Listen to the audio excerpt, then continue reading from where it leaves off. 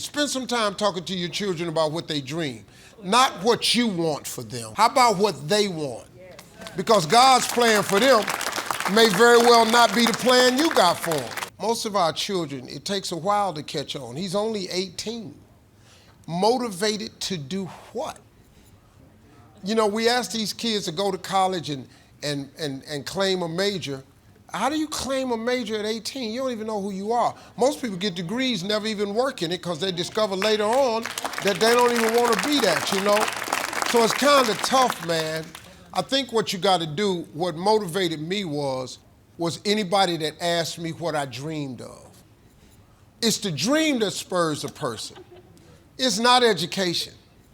The dream spurs you to get an education. But the dream drives everybody, man. People get motivated. Spend some time talking to your children about what they dream, not what you want for them. How about what they want? Because God's plan for them may very well not be the plan you got for them.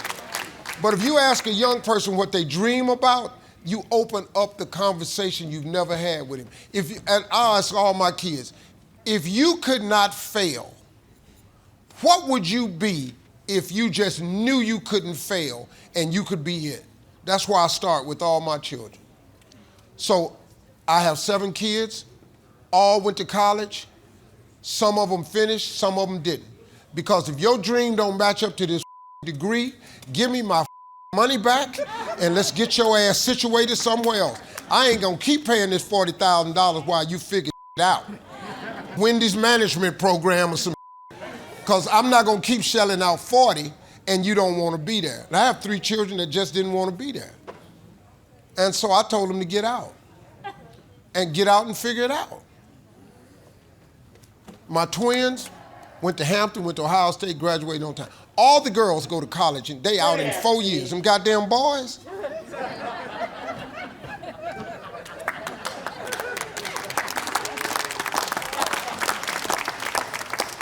But I couldn't get mad at them because they was me. I was not a college student. I just wasn't good at it. It had nothing in there. Everything I dreamed about had nothing to do with college. And so one of my sons is in Abu Dhabi right now. He lives and works there. My youngest son, he wants to live in Abu Dhabi. Just a beautiful place, peace, go. My oldest son works for me. My second son got a family. Y'all figure it out. But daddy ain't giving you That's the key. You cut that umbilical cord to get to figuring it out.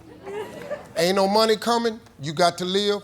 You like girls, you got to go on dates. That's really all that's missing from a person going from this level to the next level. It's just a piece of information. It's not money, it's information. Because being successful is just knowing the principles of success. Like if you understood a very simple principle, the principle of gratitude, do you understand that if you were to wake up every day and go down the list of things and just tell God what you're grateful for? Don't wake up a single day without going down the list of things you're grateful for. It could be something minute. You know, waking up, you should really thank him every day because I don't know if you notice or not, you really don't have the ability to wake yourself up. You really don't. A lot of alarm clocks go off and people don't answer the bell. Your alarm clock can go off, but God has to shake you to wake you so you hear them. It's not the alarm clock. So if you wake up every day and you go down the list of things that you're grateful for, what God does in return is he gives you more things to be grateful for because he's a very wise and generous God, right? If you're not grateful for the things I've given you and you have no gratitude for it, and that seems to be really mundane to you, it's burdensome, why would I overload you with some more stuff that you ain't grateful for? See, gratitude, man, people don't understand how important that little thing is. Even if you don't have a plan, even if you don't know what your next move is, if you just woke up every day and just thanked him for just all the things you can go down, the next day, the very next day, I promise you, not me, he promises you that he'll give you more to be grateful for. You'll be stunned how that, just change that one little thing. Show gratitude and then watch him give you a whole lot more stuff to be grateful for. It's not a day that I'm not able to add something else to the list. For me, and I'm just being honest, was I was sick and tired of being poor. I was just exhausted. My mother was poor, my father was poor, my brothers and sisters were poor. All my friends were poor, all my relatives were poor. I lived in a poor neighborhood, we lived in a poor house. I was just like, wow, man. I watched TV, and I would see, like at Christmas time, my father would put us in the car and take us out to the suburbs to see the Christmas lights.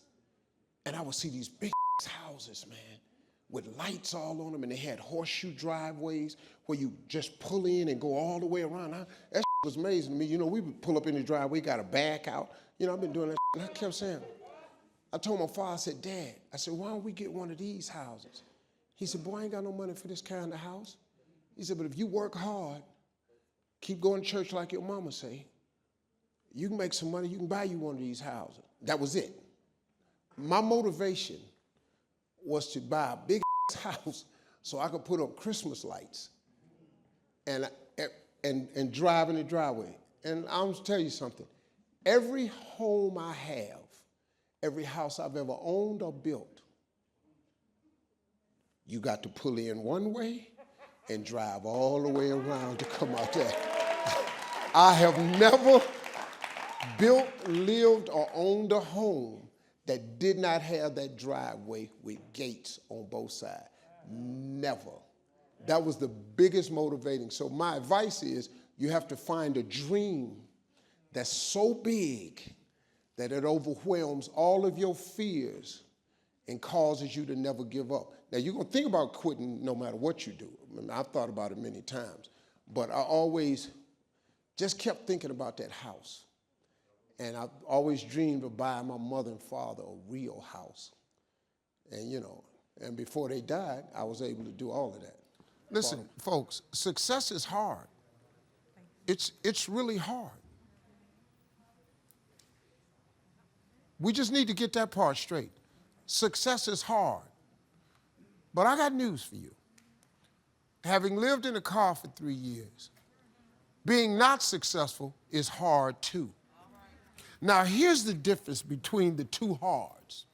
Being not successful and hard and trying to become successful and hard. When you are not successful and hard, there are no options.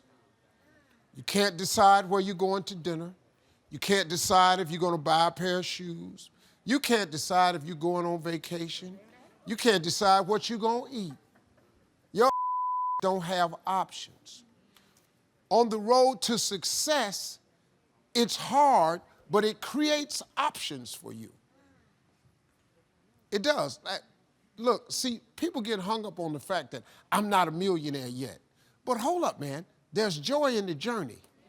See, on your way to becoming a millionaire, how about if you celebrate making $50,000 a year? Don't you remember when you didn't have that? Then when you get $100,000, there's another celebration. Because guess what? It's 2 times more than 50. You make $150,000, there's another celebration. See, there's joy in the journey. But people get bogged down with, I ain't a millionaire yet, and they remain unhappy. And now you block all the rest of the blessings God got for you. Diplomas are pieces of paper that sit on walls. After you get a diploma, real life starts. You got to chase your dreams, man. I don't really give a what your paper says. If it ain't what you're dreaming of doing, plus that paper's kind of deceptive anyway. And I always thought it was messed up that you ask a kid at 18-year-old to declare what he wants to be for the rest of his life. Then he gets a major and he works his ass off for 4 years and he gets a degree and he didn't even know who he was when he answered that question. Most people I know don't even work in their degree because they discover something else. My partner was a lawyer, man. He went to school for law school and everything. He passed the bar before he graduated law school. That's how brilliant he was. He an agent now. He ain't even want to be the law no more. He an agent. He just decided to do something else. So I say chase your dreams, man. Do that thing, man, that keeps you up at night. That thing that bothers you, man, that makes you trip. You can't quit thinking about it. You always, that thing, man, that you wake up in the middle of the night, you got a new idea. That's what you got to chase. Because anything else, it's going to disappoint you. You're going to forever be sad, man. If you don't chase that dream, you're going to forever be miserable, man. Bishop Jakes was talking one day on a podcast. I heard him talking. He said, I would hate to die and never do the thing I was born to do. That's a sad thing, man. That people like, they never chase, because you got jobs and stuff and you listening to other people. I would, man, if I hadn't chased my dream, I wouldn't be here. If I listened to my mother and father, I'd have been a construction worker, just like my brothers. Boy, this the work we do, we Harveys. I was out there on that bridge with that tar mop in my hand, swabbing that tar on them cracks on the freeway. I was thinking the whole time, I got to get the out of here. This is not what I'm dreaming of. I was never dreaming of that. I had a dream, man, I was a little kid, I wanted to be on TV. Some crazy shit in the 60s to sit up and say you want to be on TV. It was unheard of, man. But it's all I had.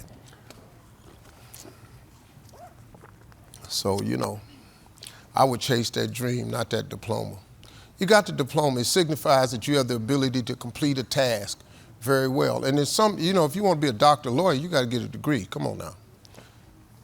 But what if you made that decision when you was 18, you want to be something else? You know, you want to go be a writer, go be a writer. I mean, you know, I could tell you, it's a sad way to make a living at something you don't enjoy doing. You're going to do that till you're 65, then you're going to retire, then they're going to give you a third of what you can't live on anyway. That's the plan. They'll give you a gold watch, a turkey, and 1/3 of what you're having a hard time living on now. Nah. I would go chase that dream, see what God got for me. Probably better than what you had in mind anyway.